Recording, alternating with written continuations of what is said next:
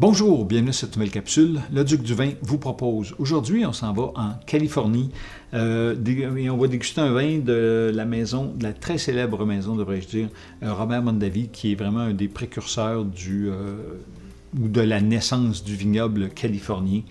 Et on va déguster son vin qu'on juge plus d'entrée de gamme, Woodbridge, mais c'est quelque chose de vraiment très bien fait pour le prix. On est dans la fourchette 15. Donc 12 à 15 $ et la pastille aromatique est souple. Et puis on est en présence d'un vin à base de pinot noir.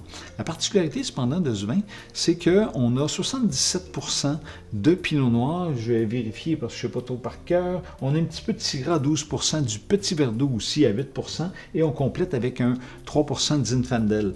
Mais alors la question se pose, pourquoi indiquer pinot noir en gros sur l'étiquette si on a un assemblage de 4 cépages?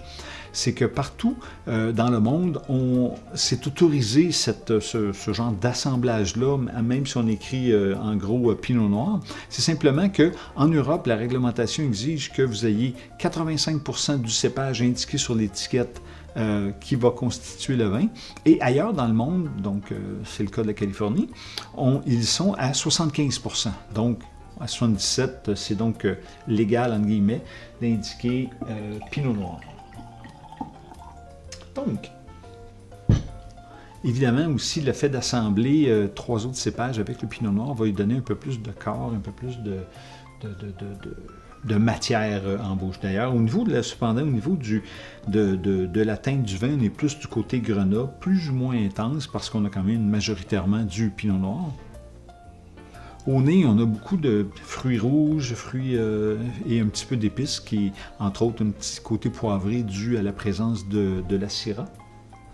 Donc, quelque chose qui est invitant.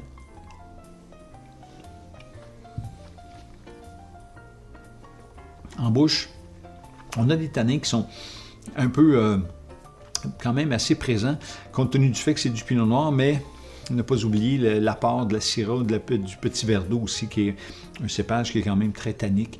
Donc, une certaine rugosité sur la langue, mais tout à fait bien équilibrée, qui respecte bien la pastille aromatique et souple d'ailleurs.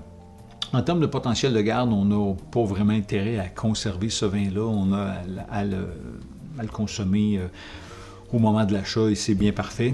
Et qu'est-ce qu'on pourrait manger avec ça? On pourrait aller avec du bœuf. C'est pas mal polyvalent aussi comme vin. Du bœuf, du porc, certains poulets chasseurs avec un peu de champignons. Ce serait vraiment quelque chose d'agréable.